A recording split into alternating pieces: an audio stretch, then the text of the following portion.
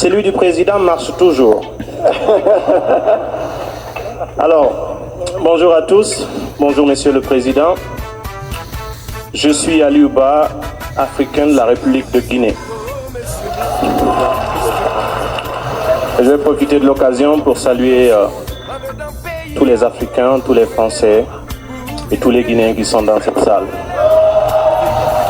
Alors, pour aller dans le même sens que mon ami Cheikh, Monsieur le Président, je perçois ce sommet comme étant le sommet de la clarification sur certains sujets qui sont très sensibles et qui cristallisent l'attention de l'opinion publique africaine et française par endroits.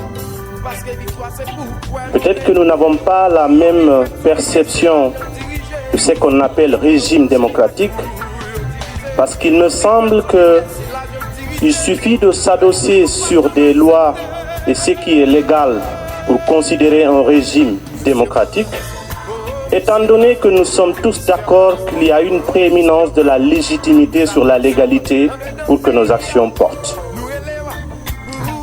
C'est vrai qu'il y a de nos dirigeants qui sont légitimes. Il y en a beaucoup qui ne le sont plus. Mais ce que je suis en train de dire, ce n'est pas de vous demander de vous occuper de nos dictateurs. Nous le faisons et nous continuerons de le faire. Moi, je viens d'un pays, la République de Guinée, qui vient de se débarrasser de quelqu'un qui voulait encore mourir au pouvoir. Et je fais partie de ces jeunes qui étaient en première ligne. Je suis fier d'avoir mené ce combat parce que ça ramène de l'espoir auprès de notre jeunesse.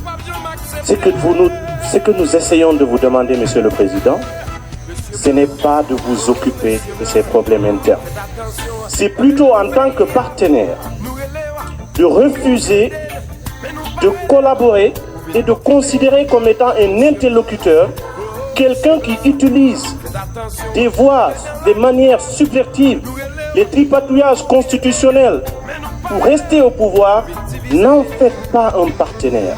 Parce que habituellement, ce qui arrive, Monsieur le Président, on utilise beaucoup de la subtilité politique dans le langage.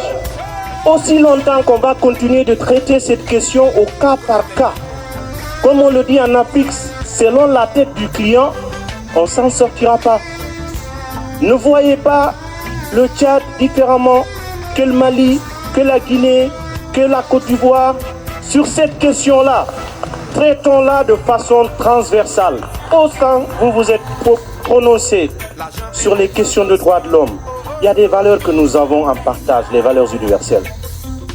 Le droit à l'alternance, c'est quelque chose qui représente ce qu'on appelle l'oxygène de la démocratie. Peut-être que ça ne se réduit pas à une histoire de nombre de mandats. Vous allez peut-être dire que nous sommes, bien entendu, disposés à pouvoir gérer nos lois, définir le nombre de mandats. Nous sommes d'accord de tout ça. Mais encore une fois, je le réitère, il n'y a pas d'amalgame dans notre démarche.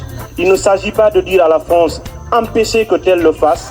Nous le ferons nous-mêmes, nous n'attendrons personne pour le faire à notre place. Nous continuerons de le faire, mais n'en faites pas des partenaires selon les cas, en rapport avec soit des intérêts géopolitiques, des intérêts stratégiques, des intérêts militaires ou des choses comme ça. C'est ce que l'Afrique ne comprend pas, et admettez avec nous que cette subtilité entretient la suspicion.